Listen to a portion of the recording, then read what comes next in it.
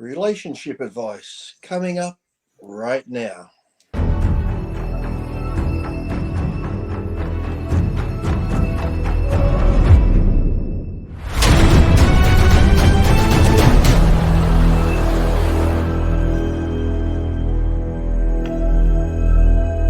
I created Species Nutrition with one mission in mind: to provide bodybuilders and serious athletes with no-nonsense supplements that work.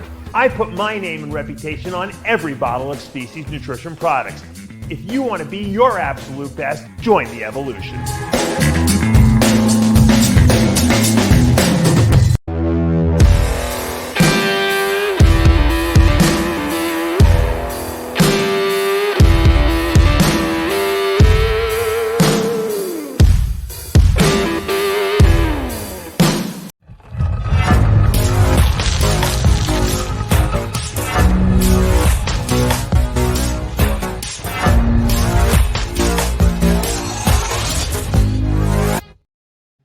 And we're back for another installment of the Palumbo Podcast. I'm Dave Palumbo. Today's guest we're joined by is Jimmy Mentis, who is on his way back to the Masters Olympia in 2025. And of course, Lee Priest, who is going to be giving relationship advice, which is a kind of like a funny thing. But you know what? When you're in a lot of relationships, you have a lot of advice to give, right, Lee? Look, Dave, I'm a lover, not a fighter. You know, on my fifth marriage, it's like, I'm like I said, remember the TV show The Littlest Hobo or Benji, that little dog? Yeah. Go to a town, or would find a family, Yeah. help the family out, and the dog would move on. That's me. I find a little lost soul. I marry her. I give her everything, and then I move on. You know what? I don't know, Jimmy, if you could relate to this, but I remember reading the magazines back in the day, especially when I first got started in the early 90s. Every time I saw a picture of Lee Priest in the magazine, he was always holding hands with some new fiance of his. And I didn't know Lee back then at all. So all I knew is, all right, Lee is dating Lori Donnelly. Lee is dating, who was the other one? The other little Adela Garcia. No, way before that. Who was Kathy? It was Kathy. No, way before Kathy. Who was before Kathy? Well, there was Tracy. I was married to Tracy. No, yeah, but when you I was with Florence David, who used to train at Gold's Gym.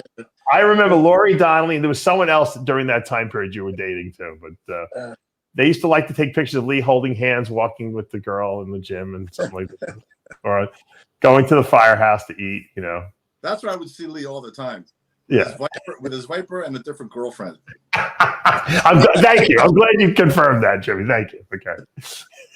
They were just acquaintances. That's all. Lee, the reason I'm not trying to break your balls. The reason I like to break your balls too. But the reason I'm asking you is because when you were competing, did you feel that it was easier to compete with a girlfriend or without a girlfriend?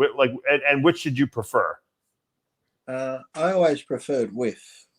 Why? I found that, especially if I was with Kathy or Adela. Well, Adela being in fitness, they're a bit kooky. It was actually easier with Kathy than the fitness girl.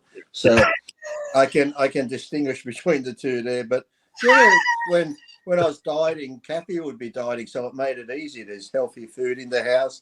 Right. It's not like you're dieting, or sometimes when you look over and they got a hamburger and you want to choke the shit out of them. But I found it easy. And then when I made my comeback in 2013 for the Universe, I was actually single at the time, Dave, and then I did meet a girl that had 4 kids, and I moved her in with me, and everyone's like, "Oh my God, Lee, that's a distraction," and that.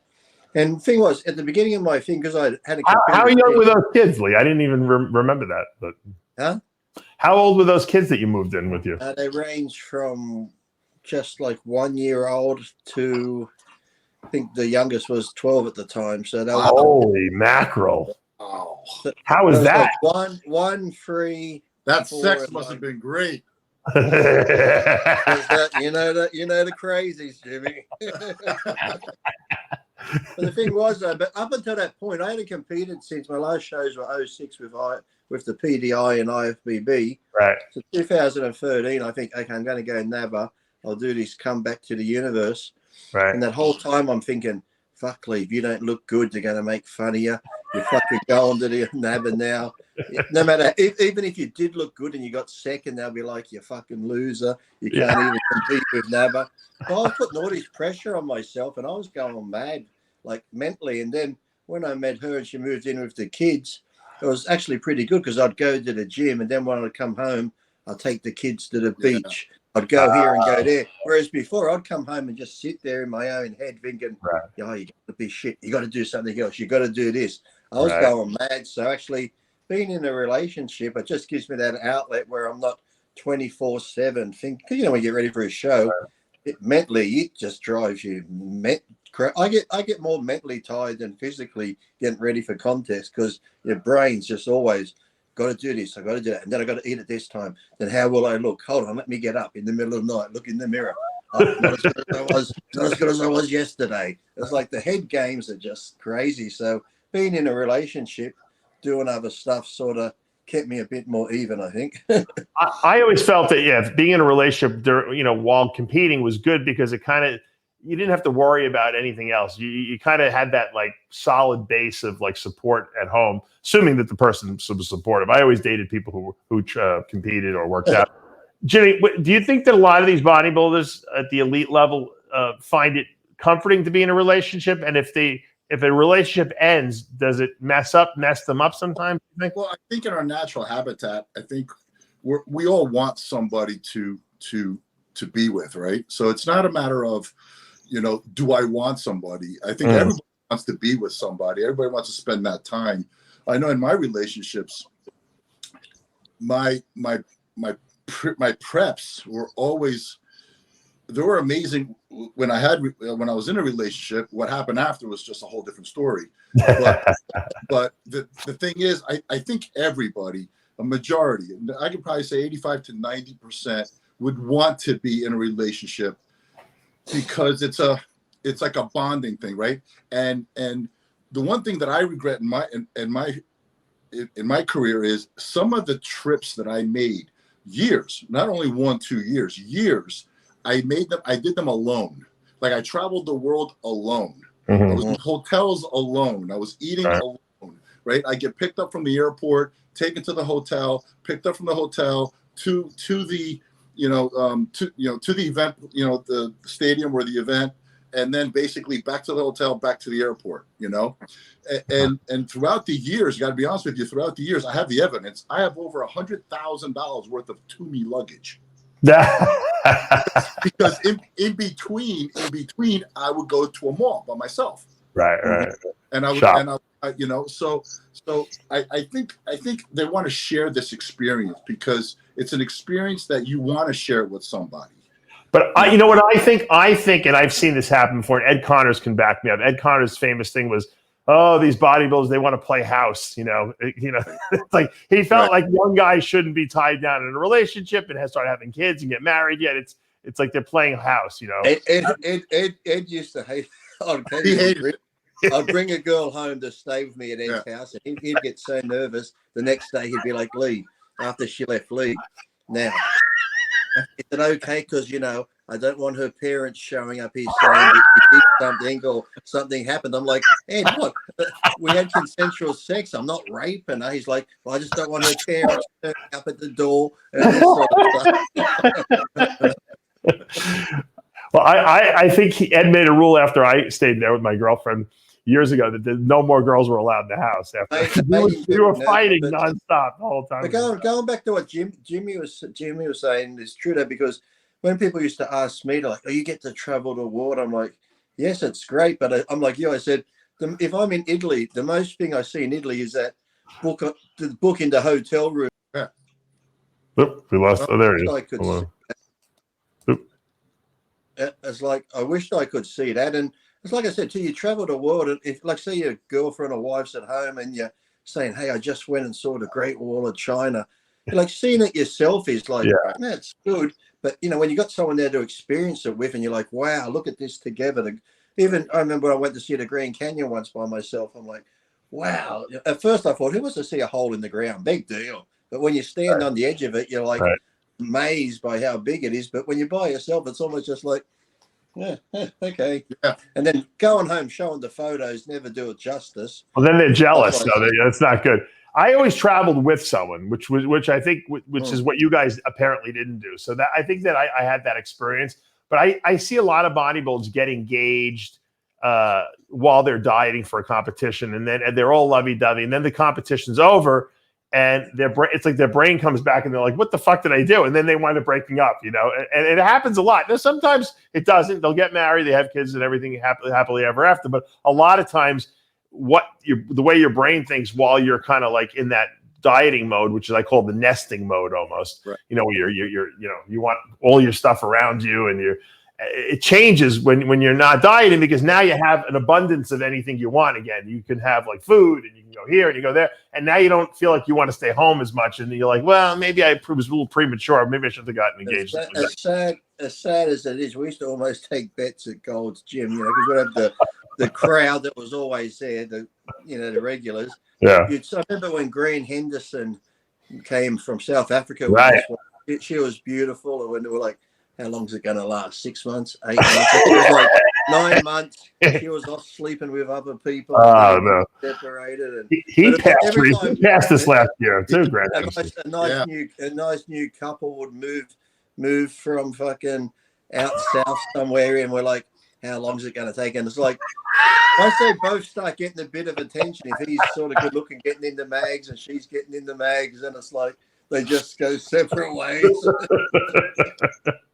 Yeah, the worst place to bring your girlfriend is around Gold's Gym Venice. Those guys were the worst. Forget about it. It was like you're asking for trouble there. Actually, no, some of the girls were bad because, off season they wouldn't talk to me, but as soon as I started getting in shape, are you doing any magazine covers? Do you need anyone? Do you need anyone for a photo shoot? I'm like, oh, well, when I was bulked up, you didn't want to talk to me, but now it's time. They want to try and get on the covers and stuff. Yeah. That was Titus's greatest pickup line. I'll get you on the cover. When I went out there for the first couple times with my girlfriend, he pulled that with her because she was a good looking girl. He's like, oh, I'll do a photo shoot with you. I'm like, I could try. I was able to trust her, but I knew his whole shtick, because I heard it because he was friends with Matt Duvall. And Matt's like, oh, that's Craig's fucking pickup line. I'll get you a photo shoot. Let's do a photo shoot together. So I can imagine. That's how I met Laurie Donnelly. I was doing a photo shoot with Irv Gelb, and after the photo shoot, I invited her back and cooked lunch, and she was cooked the lunch and that. Then we started seeing each other and dating, and then I found out her ex left the fucking knife through a note because at the time she was dating someone. She was dating one of the McNally brothers from Flex Gym Equipment, and he. Oh really? And he put a knife. I remember that. Wait, tell us what happened. He put a note with a knife. Where? It was like a note with a knife through it or something. Wherever she just said time, but I didn't know she was with him, and so he got all pissed off that she was cheating. I thought Lee and Laurie looked like brother and sister, didn't they? Yeah. Yeah. That's how we met. They had the same calves too. Yeah. not Lee. You know who actually looked more like me was when I actually met Kathy for the first time. When she was when she had the blonde hair, yeah. Yeah, her hair was platinum blonde. The white hair. We looked like brother and sister. We look like children of the corn. That's what we look like. The Aryan race that they had right over there. Blonde hair, white hair, blue eyes, right? So do you think today's, let's just say today's pros, right? Because it's so broad. Today's pros actually are in a relationship because they want to be in a relationship, or they find it productive? I think it's comforting, but I think that bodybuilders like stability because look, it's very hard to eat 6-8 times a day, go to the gym, for a couple hours a day, 5-6 days a week, live the whole lifestyle. You don't go out, no one's going out and drinking and partying on the weekend. So, I mean, you have to find someone who's into what you're into and is supportive of that. And once you do, and if assuming they're attractive and you're attracted to them, you don't want to let them go. It's like that's like a very important stability. Like bodybuilders have to have all their chess pieces in place, and one of the chess pieces is the queen. They need the queen right next to them, so they don't have to worry about am I getting attention from someone. I think when you're dieting, it's important to have that stability. When you're not dieting, the stability is not quite as important anymore because you're not quite as neurotic, and your brain is kind of functioning a little bit more freely. So I think bodybuilders tend to be maybe not as, committed to a relationship when they're off season as when they are pre-contest. And so I think they make commitments that maybe they're not ready to make sometimes. And but I think a lot of guys can't function if they're not in a relationship, and they get depressed almost. So do you think the breakups are coming from the female side after the show? Both. I think majority coming from the women's side. No. I think it's probably harder too, because I think now too, because our relationships and stuff, that's a lot more out there on Instagram. We see more into the relationships, and I know sometimes I'd read comments. If I saw Nick and his on there, people would be like, Nick's girlfriend or whoever's just using him to get attention to further her career. And I think they see all this talk that gets nasty because, people are going to scrutinize your relationship, the way you act with them. Oh, look. Social media is rough. Social media is rough on relationships, man. I wouldn't want it. That's really tough. I wouldn't want to be competing in today's marketplace. Well, I even remember when sometimes too, if you're both competing, I have had too. When I was younger, I had a girlfriend in Australia. She was like a top aerobics instructor. We broke up, and her exact words to me were, "I can't go out with you anymore." I said, "Why not?" I thought we're getting on. And her words were, "Because when I'm with you, people look at you and not at me. I don't like that." I'm like, but who was like that? God bless her. Adela, when I was with Adela, would be places. And Adela, she was like 6-7 times fitness Olympia, Arnold Classic, and would be places. And, because bodybuilders just get excited. Oh, you'll lose. And Adela would be like, "Hi, I'm somebody too, Yeah. Like, Adela, I'm not competing with you. I'm not competing That's rough. with you." That's tough. That's tough. And that's what I'm saying. Like, is the breakup coming from the women? Because, like you said, right, the bodybuilder needs the queen, right, in the house, right? And if you notice, and I'm giving them their flowers, have you noticed like they always stick it out, always stick it out? I don't think not one female in a relationship that I know of has left any bodybuilder like towards the end of a prep. Okay. Right. And then she'll stick it out. Day after the show, or somehow, some way, they break up, because I believe it's just like she was just done with the whole process. Like the no attention, right? And a lot of people think, well, he's probably had another piece of ass on the side. And this, listen, a successful, driven bodybuilder, the last thing he's got on his mind is another chick. When he's dieting, right? When he's dieting, right? So when you're 16 weeks out and you're going throughout the weeks, and everybody's like, "Oh man, did you see him?" Or no female should have any type of insecurity. Yeah. During contest prep, I agree. Yeah. And I think that's where the insecurity comes in from the female side, because he's getting in shape, right? He's getting all the attention. She's just being the mother. You ignore your significant other a lot when you're dieting, because you're such in selfish mode. Right. But you don't even realize it. But don't tell me, Dave, you didn't appreciate what they did for you, because when they did it for me, I still say I had amazing women in my life. Yeah, I appreciated it too, but what I'm saying is that I think that you're not as attentive to them. True. Maybe not as lovey-dovey, because you feel like shit, so you just want to be left alone. Yeah. I would just kind of like recess into the cracks in the wall, just to be left alone. I feel like that in the beginning too, when we're all new to it. But as we get older, as you said, we learn, because sometimes you'd sit there and it's like you're that brain dead. You can't even have a conversation with them, or they talk to you, and you just sort of go, Lee, I couldn't even talk on the phone. I'd get to a point in prep, if people would call me, I wouldn't even answer it. I'm like, But then you get to that good point where it can make the world a difference if you are in a good relationship and you've got that support. Like, that's where I think they call Samson's wife his trainer, his coach, whatever. But I think Samson right now is probably in a great place. Mel's helping him. Feels stable at home. She's spotting him at the gym. She's probably helping with his meals. When everything's clicking 100%, if you've got that right frame of mind, it can make the huge difference between winning and losing. Right. If you're Well, you know what? You make focused. Because how just many think times about have you ever had it where you have that little bit of tension at home with a girl or whatever, and you come home and you just don't want to be in the house? It's just like tension. Well, you make a good point. You make a good point because look at some relationships are predicated on that needy relationship. Right. Look at Greg Kovacs and his wife Kim. Right. As soon as he stopped competing and getting and doing that, it broke up. Like that codependency worked only when he was actually a bodybuilder.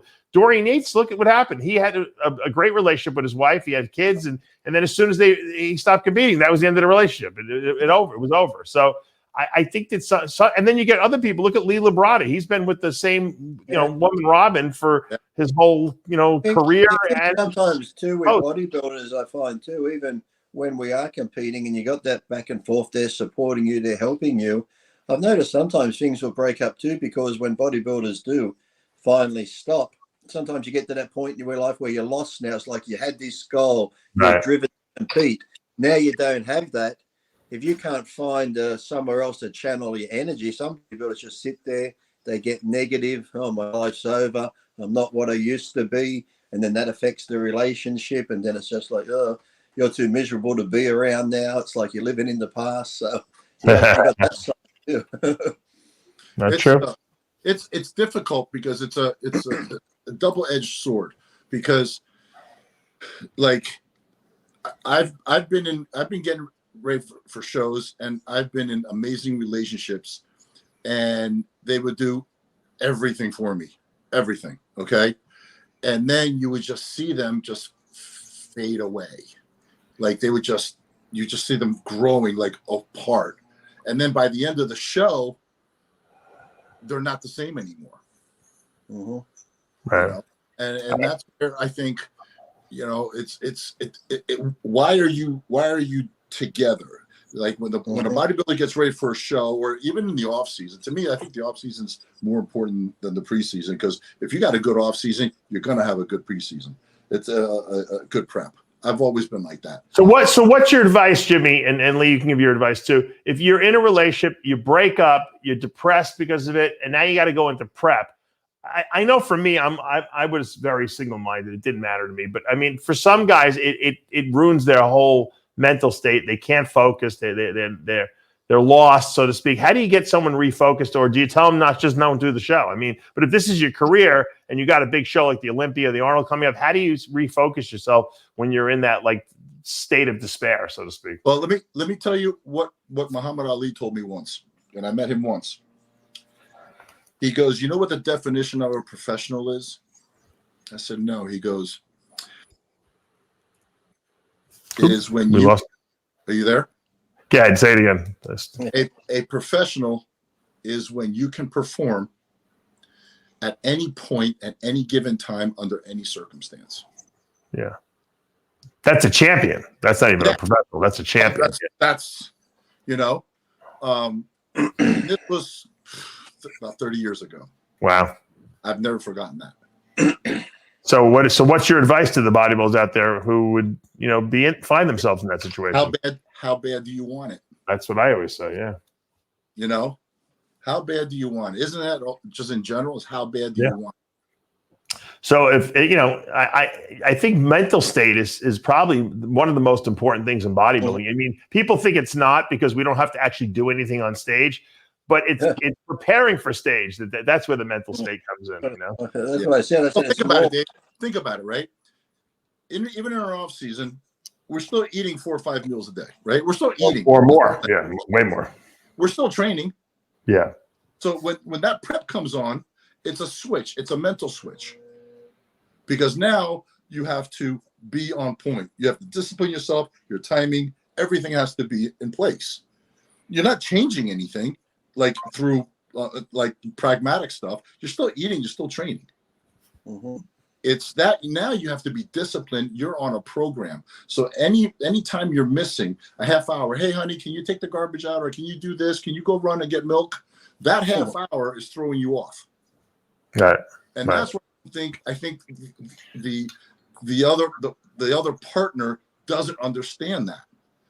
hey, can we just run out here for a second? No, I can't. Mm-hmm. But I think a lot of guys and girls too, but I think mostly guys, they become despondent almost. Some people when the relationship breaks up and they cannot seem to snap out of that depressive state. And I promise you, I know we all went through it. We've all gotten dumped at some point or a relationship ended that we didn't want to end, and you're super depressed. I get news for you. Time heals everything. Yeah. I know it sounds so trite when you're going through it and you're in pain, but it does. And I think they said something like 6 months it takes to really, for your brain to retrain itself to not be used to that same situation. But time definitely heals everything, and you have to just go through emotions, And you have to also, because I know sometimes people in this industry, people date a lot of people in this industry, and it's like they'll break up, but yet then they still see their ex exposed. Oh yeah, because they still follow them, and now they see them. Oh no, she's dating this other bodybuilder now. So sometimes their little, the ego can get in the way where why is she dating him now? Is he a better bodybuilder than me because he's? So it's like sometimes it's just like I think egos with bodybuilding, but it's definitely like I said, physically bodybuilding is. We all love to train, but we might complain about training and we complain about doing cardio. But it's always that mental side, like Jimmy's saying, because you got to eat at this time, cardio that time, eat again. Okay, what do I do now? Then when you go to bed, you start thinking, tomorrow morning I've got to get up, cardio, and then have that meal. And then as the show gets closer, you start picturing, will I look good? Will I look bad? One day, look in the mirror, you think, oh, I've got it. The next day, you look in the mirror, you're like, I'm pulling out. It's like the head games just go back and forth. I think also something you missed, we're missing here too. And if you guys, we all haven't competed in a while, but when you're competing, you become very sentimental, and you'll start going back and looking at pictures, and you'll remember everything great about the relationship you're in, and you'll remember nothing bad about it. And you'll be like, what did I do? And you'll want to try to get back together with them. Meanwhile, it was the worst toxic relationship you were ever in. But it's when you're in that vulnerable emotional state, all you do is remember the good stuff. And I think you got to remember the bad stuff. If you do that, you won't go back.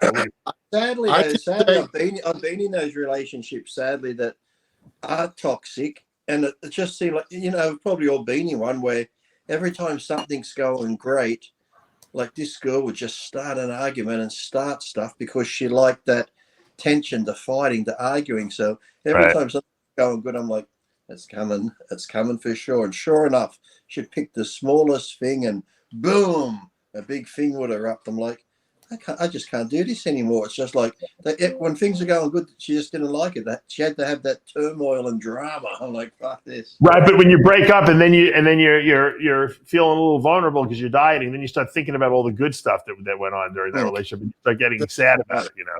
The best then now too, it's like the booty call. How you going? And that's the word. You want to come over? Okay, come over. And you split into it again. Then it goes off again. That's funny. The best support I had was my brother. Yeah. The preps I did.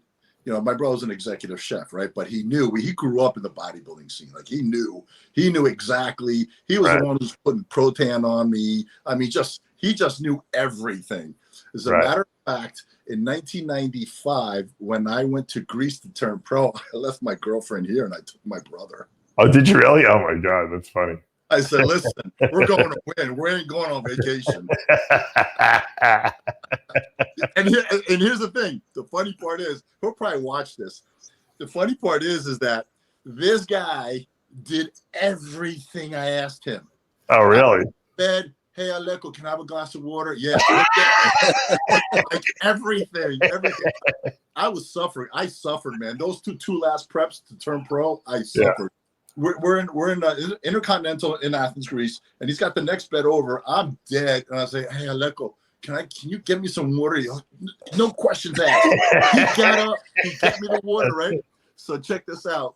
So we get back. I win. I got flowers. I got roses. I got the trophies, and I put it on the dresser in the hotel room. Yeah. And I lay down. And I'm laying down. My brother's exhausted. I'm exhausted. I'm like, hey, man, why don't you grab something from the refrigerator? He goes, get it your fucking self. He was done. He was done. That was it. Jimmy, I can just see Jimmy telling the story how he went and competed. He had a good time, and that his brother tells his mates, I went to Greece with my brother, had to take glasses of fucking water. Exactly. Yeah. It's like, because just imagine, he's my brother. You can abuse your brother, and it's not going to affect your relationship with him. Whereas you do that to your girlfriend, it might end the relationship after that. The mouthful that I got after that show from him was like, I was like, you ever see the coyote with his ears down? And I was like, I'm sorry. It's rough. Contest prep is rough. And did you also it's rougher when you're both doing it together. You would have noticed too, have you ever noticed this, even if it was like if you're dating a female who's into sport and trains, or just the person in general, I always found giving sympathy was always the hardest. Because, like we have a heavy workout the next day, your central nervous system shot, or you threw up doing legs. Next day, you can't walk for 2 or 3 days. Like in relationships or even family members, if someone's like, oh, I'm sore, I got this and that, I'll be like, yeah, whatever. You don't know what sore is. It's like to get sympathy, like if somebody said they had a bad back, I'd be like, I don't care. It's like, I'm in pain 24/7. So if somebody came to me, even like now, sometimes Rachel will be like, oh, this is sore. I'm like, hey, you want soreness? Well, let me tell you, I got this right here. It's like, I don't have any sympathy, because it's like we've been through that much pain. For me to go, oh, I feel sorry for you. Right. You better be losing a limb, because I don't care. Right. It's amazing, because you're always in pain. Always in pain. I want to bring up another topic. We posted this on RX Muscle a couple days ago. What do you think? You think this is photoshopped, or what do you think's going on with this thing here? This guy. Isn't that the guy that does these videos, these training videos? You think that's real? First of all, his coloring is really bizarre. If you look at the guy in the back who has the real tan, this guy looks like he's got like makeup on his body, like makeup a girl would put on her face. So he looks like a cadaver because of that. But he's getting ready for a movie like that movie, The Descent. Exactly. But I mean, someone was commenting that it's fake because he's got like striations down his glutes, which go into his hamstrings, which I don't know if that's just super lean or if that's normal. I don't know if the hamstrings get that lean, do they? I saw an Italian competitor once when I competed at the Universe.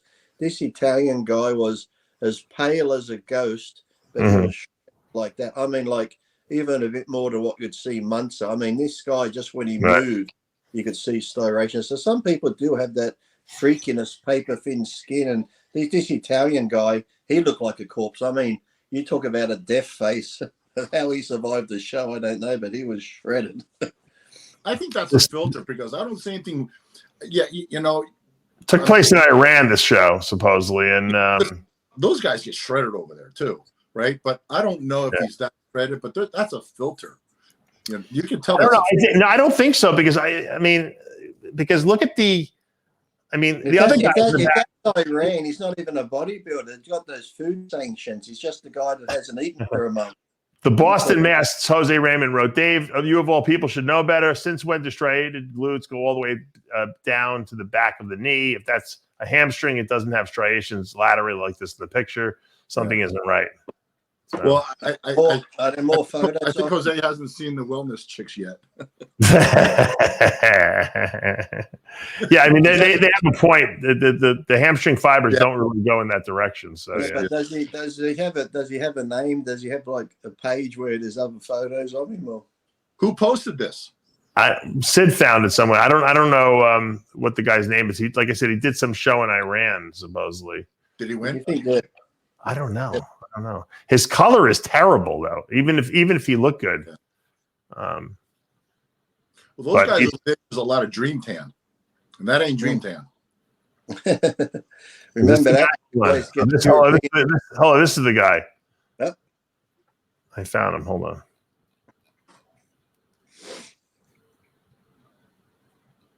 These guys brothers, someone said. The Olfati brothers, Saman and Kayvon. Pretty interesting, right? Who's this? Hold on, I'm having trouble with this thing. Here we go. I mean, he looks legit. I mean, the guy's like he's in shape. Hold on. Is that a side chest? Where's his ham? Yeah. Where's his hammies go? He's got it all the way down there. Look at that. Yeah, see? You know that what people are. That's kind of like. That's kind of like it's glute and hamstring. Maybe the hamstrings the way they're aligned. That's an adductor. He's pushing that adductor out. Yeah, that's. I agree with you. That's the adductor muscles that are separated like that. Yeah. Maybe it's scarring from being tortured for many years in a prison. His arms look a little suspicious. They're looking, there might be shot up there, but don't start it. They're going to difference. The guy's conditioning is super impressive, though. No matter what, you know. Is he tall? No, that other guy's taller than him. Yeah. Did he win? Everything's not in this. Let me see the translation here. Yeah, I think he won. Yeah, he won. Yeah, so he was first, 70 and under, 70 kilograms. That was like that contest where the guy gets like 70 kilos. Yeah, it's 160, 170. So what do you think? Like he's probably a middleweight. We'd call that middleweight. He's a lightweight, middleweight around there. Mm-hmm. In Australia, under 70 kilos was lightweight. I bet you that picture was taken backstage before he put his tan on, because a lot of those guys, they'll paint dream tan on backstage, right. And so he probably that was probably him without a tan. That's why it looks so weird. Right here, he probably hadn't gotten his tan yet, and it was weird lighting. And you're right, it could be a filter on that too, a little bit. Well, that type of condition is my goal for Tokyo. Yeah, that's pretty wacky conditioning. That's what we call it. Had one coat of Dioderm. Remember Dioderm? You put it on would go green to begin with. Yeah. But when we started. But then that's when we started mixing it, Lee. We started using Dioderm with Protan. We started mixing it. Yeah. This is definitely Dream Tan. There's no doubt about it. Yeah, all the country over there always use Dream Tan. Yeah. I used to go to those European ones. They'd be paisley white backstage, then they get out and just start rubbing the mud Dream Tan on. The problem is it's makeupy and it's oily, so it kind of fills in the crevices. I think you lose your fiberiness with I got a story about that. These guys over there contacted me because I got the beauty balm, I got the lotion, so the manufacturing, I can build that, right? I can build that. So I was approached. And they're like, man, listen, we're buying all this Dream Tan. Can you make us one? The federation, the promoters, can you make us one over here? And I couldn't get it watery enough. I couldn't liquefy it, and it wouldn't stick. It needed to be a cream. And you're right about that, because that's the reason why they didn't do it. Because I said, guys, I can only match it. I can't do anything less. And it was getting in between the muscles. Yeah, I think it ruins your separation and stuff like that. Yep. But it does. It looks good in pictures because of the way it reflects light and everything like that. But it's not good for. I used to have one called Egyptian Earth. It used to come in like an Egyptian urn. I saw that. Yeah, I remember that. It's like fine brown powder, and you'd mix the brown powder with vitamin E cream, and then it becomes similar to Dream Tan. Oh wow! What was the bodybuilder that was selling that? There was a guy in Venice, wasn't he? That was promoting that. Can't remember his name. Not sure. I think what's his name used it once. I think he might have had one at the '88 Olympia. Edward Kowak. Remember when he had that really golden? Kowak used it. Yeah, he used it, but there was a bodybuilder that was selling it, I think, too. That was like the distributor of it in the United States, because he contacted me about it once, and I'm like, I really didn't like it. It was like makeupy looking, I remember what's his name used to have Serge Nubray when he came to Australia, and then he used to sell that was it Fiber Mucase or stuff he used to rub on. Yeah. But that wasn't the color. That was the color. The other thing I wanted to ask you guys about your opinion. Hold on, let me pull it up here. Is someone is saying that Ryan, and I hate when they do this because it doesn't matter on Instagram, but someone's saying Ryan Terry, our current men's physique Olympia champ, is doctoring his pictures.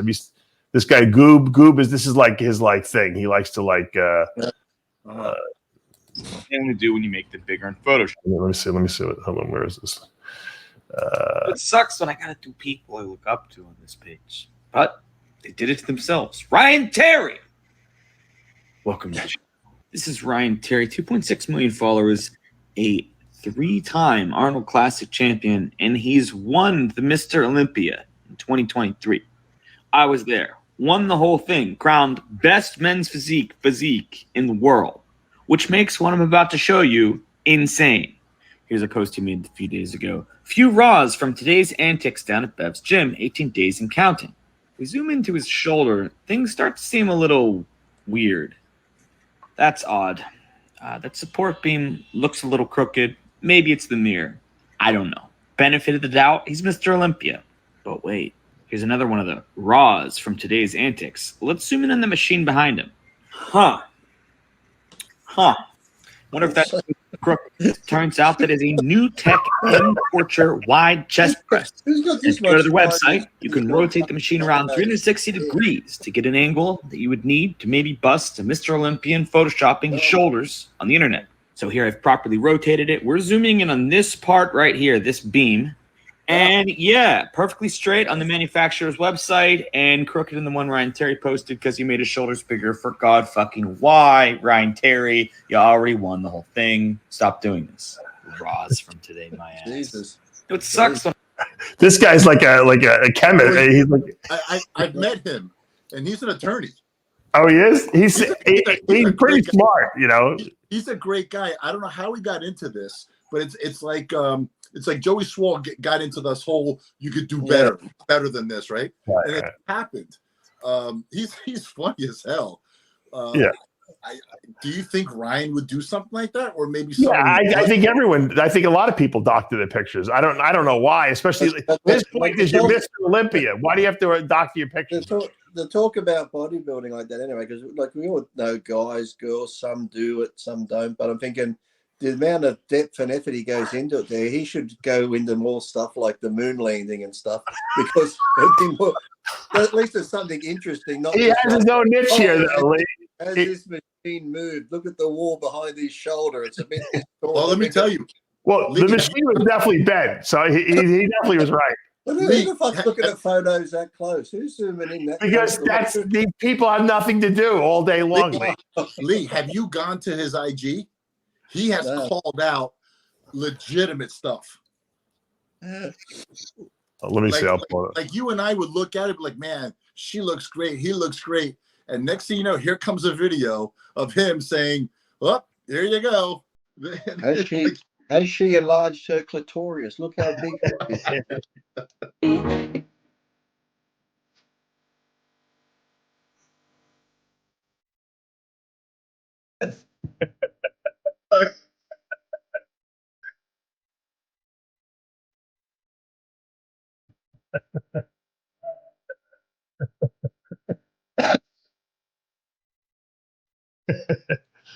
I'll probably get dinged after that stupid music. I just realized. Beautiful. So yeah, there's some people are just bored all day long. But I just take for granted now. Like I never do because I haven't got time and I wouldn't really know how. I just take a photo and I post it. But some people do like the touch up skin color, maybe touch this up, touch that up. I just pretty much assume now 80% or more is touched up, but I don't care about it. It's not like I'm going to go, oh my God. Look, no one is getting jobs from doctoring these pictures. No one is like trying to enter contests with these pictures. So, I mean, I think with social media today, especially with AI, I don't think it's such a shock to find out that people are messing with their pictures. When you get on stage at the contest in a week or two at the Olympics, that tells the story, right? You can't hide it there, so it doesn't matter what they're showing now. When they get out on stage, it's like right. So for the past 3-4 weeks, I've been going to shows with Tammy, and we've been scouting, to sign some girls, and we go on their IG, and then we're like, okay, maybe they'll be there. We'll keep a lookout, right? Do you know how many times Tammy goes to me? She goes, "Isn't that girl?" I'm like, I don't know. We don't know. We can't tell from her IG. And we're like, what's going on? Like, we don't know. Right. You know, it is what it is. It's just part of today's promotion world. So, I mean, I'm not so bent out of shape about it, because you know what? It's your Instagram. You can do whatever the hell you want with it. If you want to put an AI image on there, if you want to do an AI commercial, I've seen some funny shit that people do with, like, they get like Hillary Clinton or Kamala Harris, and they have these AI generated commercials. They're absolutely hysterical. Anyone who believes that they're real is a moron. So, I mean, most Instagram stuff is for entertainment purposes. And the funny thing is, too, it's like, because it's easy, we do it now, we have the access on our phones. But it's like I said, many times I'd go to Woodland Hills and I'd see them in there touching up with the computer. Oh, they all did that for the covers, especially. Like I said, Flex Wheeler was on the cover of Flex. And when I was there, I think Julian Schmidt then was standing around. Flex was doing a double bicep shot, and they're making his waist a little smaller. I'm like, you don't need to make Flex's waist Flex smaller. Wheeler. Yeah. Like, why make his waist smaller? It sells more magazines. It looks freakier. That's why. Yeah. Look, I have no problem with that. Like I said, because like Lee said, when you're on stage, there's no filters and there's no Photoshop. It is what it is. So I think if you're going to delude people into thinking that you actually look better than you do, and then when they see you on stage, they're going to actually be let down, that could actually work against you too. So you got to be very careful about that. It's like when my wife met me online. I was on a dating site, and the first thing I get in message is, "Oh, very smart. Who do you think you are, Lee Priest?" So I'm like, "I am Lee Priest." She thought I was catfishing. I said, "I am him." She said, "Yeah, nice try. Why would he be here?" I said, "Because I'm trying to find someone to go out with." So for like 2 weeks, then I finally sent her a photo going like that. She goes, "Oh shit, you are Lee." That's funny. That's funny. Well, I think that we're getting closer to the Olympia now. Jimmy, you going? Yes. Okay, Lee, you're going, but we won't see Lee. Lee will be in the hotel. I won't be there. Oh, you won't be there? No, I got to get look at all my papers here. On the 9th of October, I've got to go back in, and I'm getting like a glass lens put in my eye. Getting a glass eye like Sammy Davis Jr.? No, an actual like lens, so I don't have to wear glasses. They're putting the lens in my eye. Oh, I thought you already have the lens replaced. No, they did the cornea thing, and now they're putting the permanent lens over the. Oh, the lens is like getting cataract surgery, like I had, basically. Yeah. So it's just like a hard. But maybe you could do the play-by-play with Kamali. He's going to be doing it from his house. Okay. Well, I'll be able to do it because that weekend, because I got the operation on the 9th, and then the 12th and 13th, I'll be at a fitness expo in Sydney. Whose fitness expo is that? I don't know, some fitness expo people. Right. Maybe the 14th you can do it then. David, you go where? I'll be there. Yeah, I'll be there on Wednesday. I'm getting in on the 9th. I will be at the Arnold though. Jim Reapers and that is going to be returning to the Arnold. Okay. All right. Well, Jimmy, we'll have to get together and do some wrap up stuff and all that stuff. Yeah. All right. Well, Lee, if you're going to be around, you let me know, because I know Kamali's going to be running the live stream play-by-play for all the people at home. Samir comes on, and Samir can argue about who he thinks. We just want Samir and Milos to go at it. That's all. Yeah. They will. They probably will. They will. Yeah. All right. Well, we're going to wrap up today's show. I want to thank everyone for joining us. And even though we weren't live, I think we touched on a really nice topic here. If you guys have relationship issues, contact Lee Priest. Don't contact Jimmy or I. We don't want to know about it. Lee will give you all the relationship advice you want. And if he's not available, they've done that. Contact Jimmy the Bull. For now, we're out of time. I'm Dave Palumbo for another installment of the Palumbo Podcast. We'll see you next time.